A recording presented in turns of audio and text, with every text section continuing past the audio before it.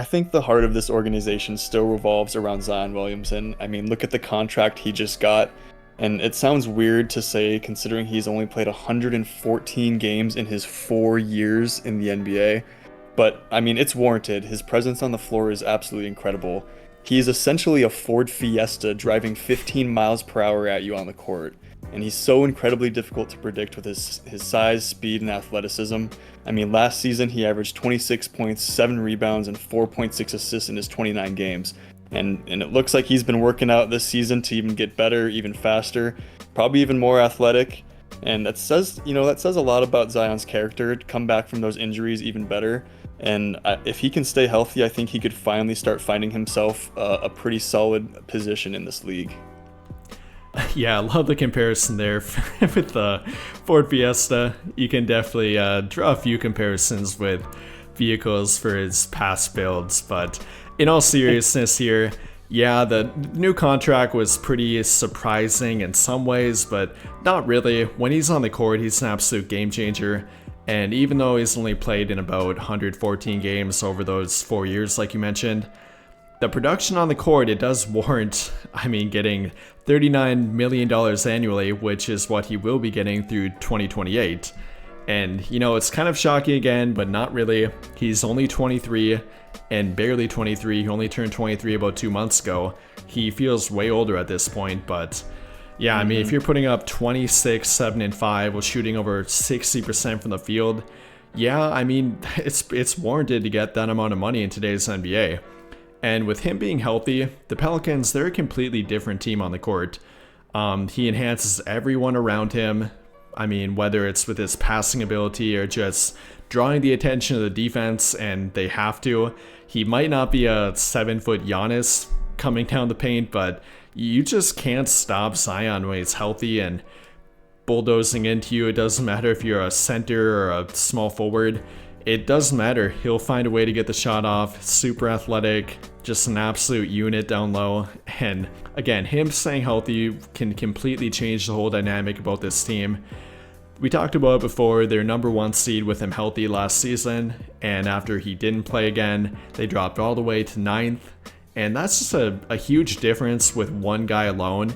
And yeah, he doesn't play much, but he really does make that big of a difference. Though it's not only him, we cannot fail to mention guys like Trey Murphy, Brandon Ingram, who's also had trouble staying healthy, Herb Jones, Dyson Daniels, CJ McCollum, Larry Nance Jr., Jonas Valanciunas. They got a lot of depth. They have a lot of talent on their team, but at the end of the day, it all does come back to Zion. Yeah, 100%. You touched base about how different it is when he's on the court versus not. And, last season they were 20th in offensive rating in the NBA. And with Zion on the court, it jumps their offensive rating for about 113 to 115.4, which jumps them all the way up to 9th place in offensive rating for the NBA, which is an enormous leap. Of course, you like to group kind of Brandon Ingram and CJ McCollum into the same sort of, field for me anyways. Both extremely experienced in the league. Both are great scorers coming off, 20 plus points per game shooting, or points per game on great shooting. And they basically mirror each other. They both shoot close to 50% field goal, just under 40% from 3. And both these guys are great at scoring and will continue to score well and keep the offensive moving at any time. And I don't particularly see any major leaps from either of these two, but they don't have to. They're at a high peak of their game. They complement any offense on any team. And if a team doesn't have the defensive capabilities to guard CJ McCollum, Brandon Ingram, Zion by themselves, they're going to have a really hard time with the rest of this roster too. Yeah, they got a good blend of offensive and defensive talent. It's all about staying healthy and putting it all together. I like that they've really blended youth and experience together. I like their 3 productive vets in CJ McCollum, Larry Nance Jr., and Jonas Valanciunas, but I'm even higher on their youth. It's not only Zion, who again is only 23, believe it or not. They got Trey Murphy, he's only 23, and I really think he's primed for a breakout season if he can come back healthy, and potentially even an all-star one. Super dynamic player, athletic, he was in the dunk contest, put up over 14 points last season and was way better during the second half compared to the first half. I think he definitely has about 25 point per game kind of potential. He's a knockdown shooter from three, great defender, and just a great all-around player that really fits their core. In addition to him, Brandon Ingram, believe it or not, is only 26. He only turned that like less than a week ago. Wow. And I know he feels way older at this point. I feel like the Lakers drafted him like a decade ago already, but he's still only 26, and theoretically he has a little bit more room to grow his game. He's probably pretty close to his peak at this point, but that's not a bad thing.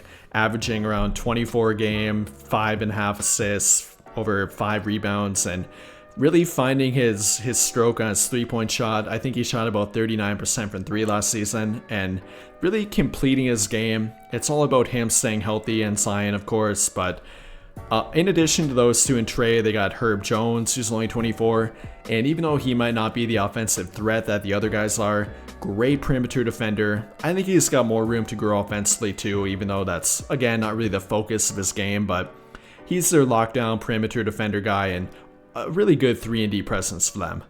But a guy that I really want to talk about here is Dyson Daniels.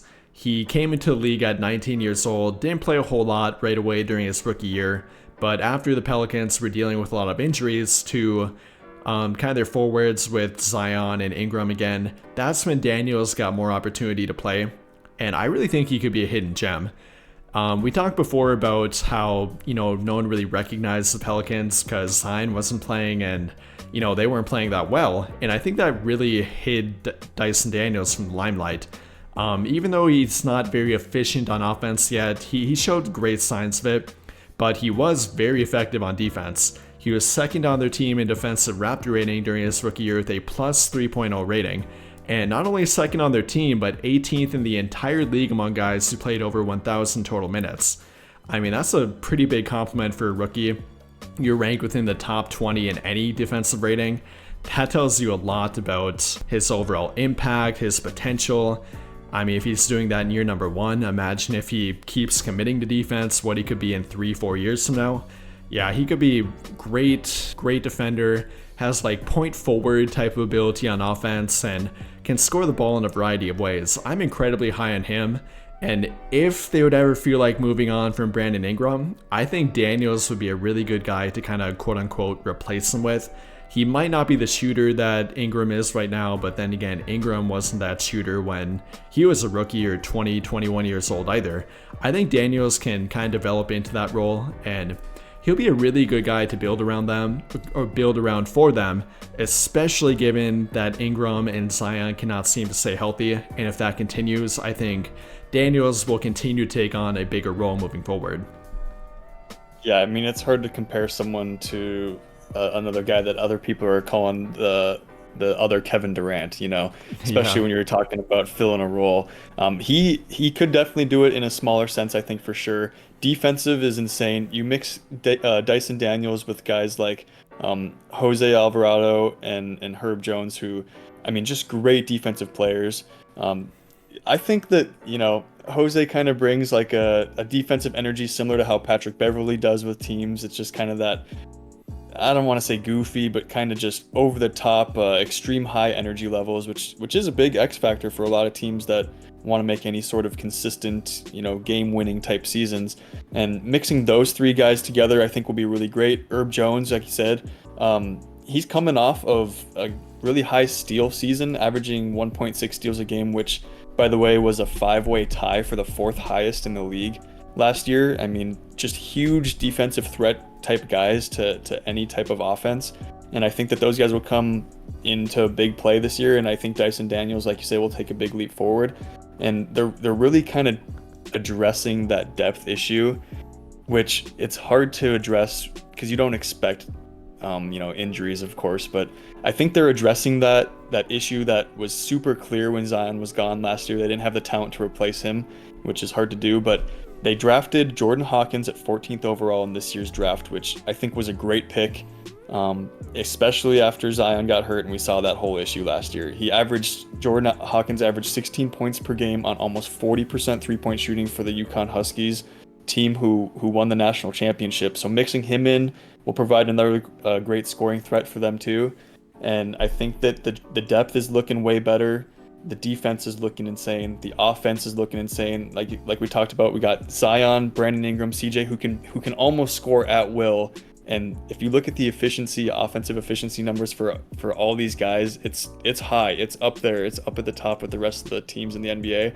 And I honestly think this team could put a serious league shock in play and surprise a lot of people. Yeah, again, I mean, it's all about staying healthy, but they have everything that they need to compete with this team. They have the offense, when healthy, of course, with Zion and Ingram.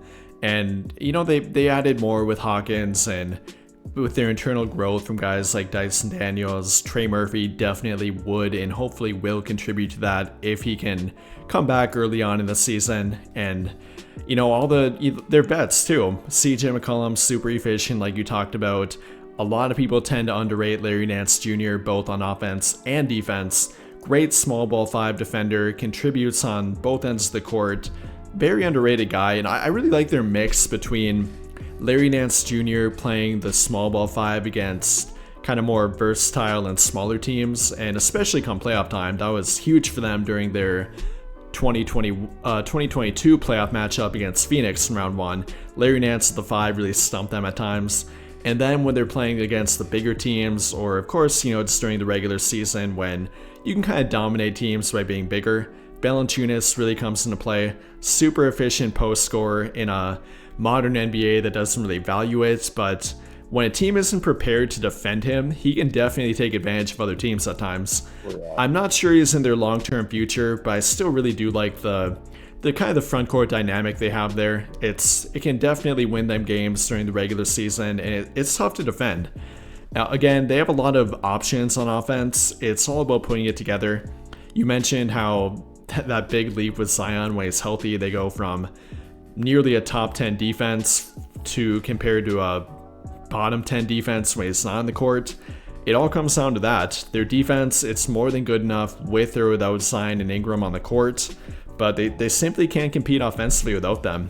And in order for them to really reach their ceiling, I don't know how you feel about that, how high they could go. I think they could even make round 2 of the playoffs a championship. I don't know about that. It'd probably take a couple more years, and, you know, of course, Zion remaining healthy. But I really do believe they stay healthy. They could at least make the second round of the playoffs, even push a game 6, game 7, maybe even go to the conference finals. But it'll all come down to them staying healthy.